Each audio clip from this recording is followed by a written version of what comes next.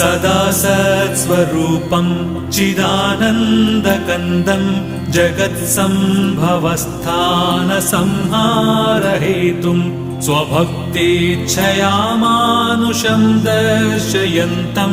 नमामीश्वरं सद्गुरुं साईनाथं नमामीश्वरं सद्गुरुं साईनाथम् भवद्ध्वान्तविध्वंसमार्ताण्डमीड्यं मनोवागतीतं